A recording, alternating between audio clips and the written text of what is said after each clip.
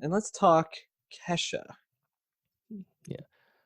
Not exactly a caliber of Super Bowl yet, or ever probably, but certainly a notable artist, I'd say. Well, it's interesting. Her career trajectory as of like 2012, people might have thought, 10, 15 years, maybe she'll have that catalog. Then everything happens with Dr. Luke.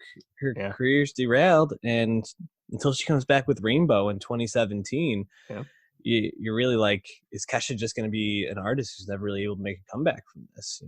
Experience this horrible, traumatic relationship in her life, kind of held hostage in terms of her music.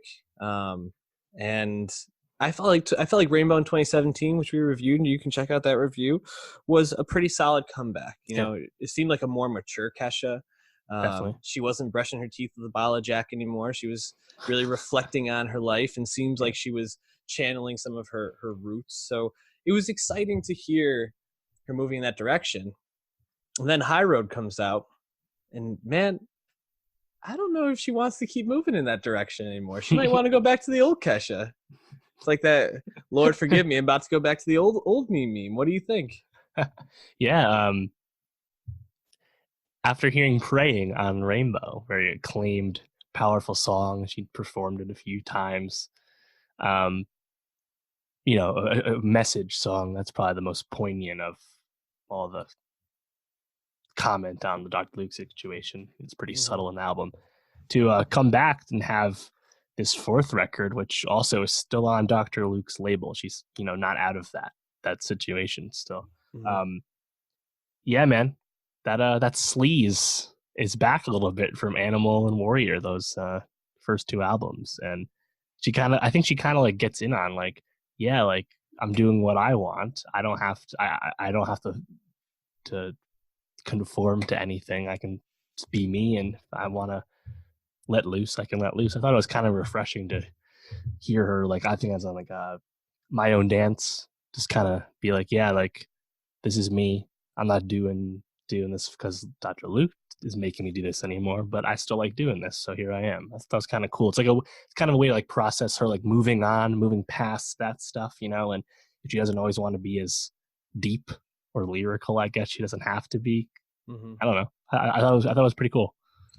I thought it was an interesting album to listen to because it really, like, the way they put the songs and the tracks together, it almost kind of felt like the first half to two-thirds was very much like her trying to find her footing with diverging her old sound with the artist that she is now, and like the Mm-hmm. be more mature, obviously 8 years older than when Warrior came out at this point.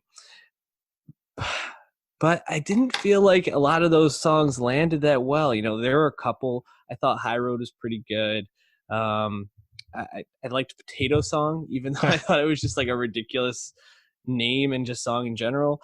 But then like the last half, pretty much from like BFF through Summer, the closing track, it sounded more like what we heard on Rainbow, and Right. it felt almost like it was a metaphor for her career, going from like this, poppy, carefree, like nothingness of pop songs to these more deep, meaningful tracks. So uh, I was having a hard time kind of making sense of it in my brain, but I do feel like it's good for her to be trying to find maybe more of a mainstream sound to get back into the poppiness. Because unless she's making a song like "Praying," I don't think her songwriting is really strong enough to be No. carrying her into the top of the charts.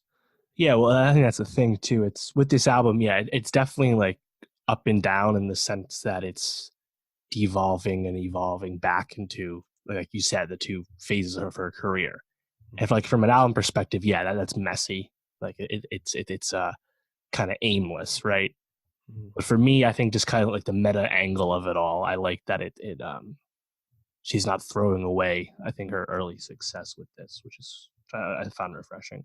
But yeah, I mean, like I think I find my favorite song is Honey, where like it kind of has like this spoken word delivery about like girl, like the sloppy seconds, right, and shit. And then there's also like this be aggressive, be like just Yeah. cheerleading chant throughout that changes the lyrics and stuff. And I was like, all right, this is pretty fun. And then like you Hmm. mentioned, High Road, that was co-written by Nate Ruess of Fun fame, Hmm. R.I.P. to Fun. Um, he's kind of all over this. And then she worked with this guy named Vrabel. Yeah, Rabel. He co-wrote basically everything. So yeah, I think you're right. Thematically, message wise, yeah, it's kind of all over the place.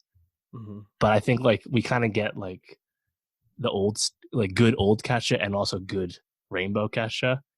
Even if it doesn't mesh well, it's Hmm. kind of cool to see that she can still bring it both. So Yeah, and she seems almost aware of it.